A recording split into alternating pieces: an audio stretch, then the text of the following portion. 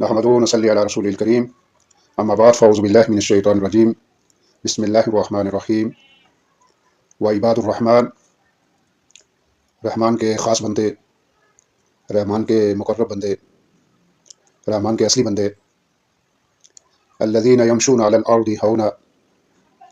وہ ہیں جو زمین میں نرم چال چلتے ہیں، ان کی چال میں تسنع اور بناوٹ نہیں ہوتی، ان کی چال میں غرور اور تکبر نہیں ہوتا۔ انسان کے چال چلن میں اس کے کردار اور اس کی شخصیت کا اظہار ہوتا ہے۔ جب کوئی شریف النفس آدمی چلتا ہے تو اس کی شرافت کو، اس کی شخصیت کو، اس کے کردار کو اس کی چال سے پہچان لیا جاتا ہے۔ اور اس کے مقابلے میں جب کوئی شرپسند آدمی، شریر آدمی یا شرپسند آدمی کہیں چلتا ہے تو اس کی چال سے بھی اس کے کردار کا اور اس کی شخصیت کا اندازہ ہو جاتا ہے۔ تو اس لحاظ سے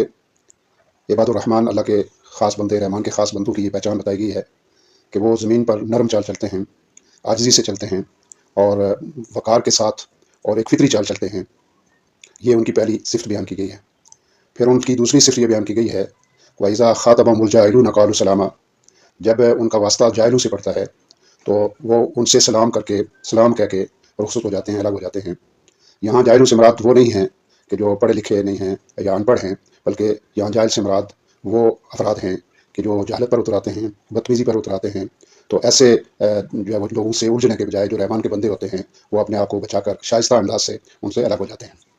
پھر ان کی یہ خصوصیت بیان کی گئی ہے کہ والذین یبیتون لربہم سجدا وقیاما، کہ ان کی راتیں قیام اور سجدے میں گزرتی ہیں، یعنی وہ رات کے اوقات میں اپنے بستر سے الگ ہوتے ہیں، اٹھتے ہیں، وضو کرتے ہیں اور اپنے رب کے حضور قیام بھی کرتے ہیں، سجدہ بھی کرتے ہیں، رکوع بھی کرتے ہیں اور تلاوت قرآن پاک کا بھی اہتمام کرتے ہیں، اس کا ذکر بھی کرتے ہیں اور اللہ کو خوب یاد کرتے ہیں۔ اور پھر اس پر وہ اتراتے نہیں ہیں، اس کو کافی نہیں سمجھتے اور وہ پھر ڈرتے بھی رہتے ہیں، انہیں خوف بھی رہتا ہے کہ شاید یہ ان کی یہ عبادت یا ان کا یہ عمل شاید اللہ کے یہاں مقبول نہ ہو، اور وہ پھر اللہ سے دعائیں بھی کرتے رہتے ہیں۔ اور وہ کہتے ہیں والذین یقولون ربنا اصرف عنا عذاب جہنم، کہ وہ یہ کہتے ہیں کہ اے ہمارے رب، ہمیں جہنم کے عذاب سے بچا، ان عذابہا کان غراما، کہ یہ جہنم کا عذاب جو ہے وہ جان کا لاگو ہے یا چمٹ جانے والا عذاب ہے۔ انہا ساءت مستقرا و مقاما، اور بے شک یہ بہت ہی برا ٹھکانہ اور مقام ہے۔ تو جہنم کے حوالے سے یہ دو الفاظ مستقر اور مقامہ کے الفاظ استعمال کیے گئے ہیں۔ تو مستقر وہ جگہ ہوتی ہے جہاں کوئی آدمی مستقل رہتا ہے اور زیادہ عرصہ رہتا ہے، اور مقام وہ جگہ ہے جہاں تھوڑے عرصے کے لیے، مختصر وقت کے لیے جو ہے وہ آدمی قیام کرتا ہے۔ تو یہ جہنم ایسا ٹھکانہ ہے کہ یہ اگر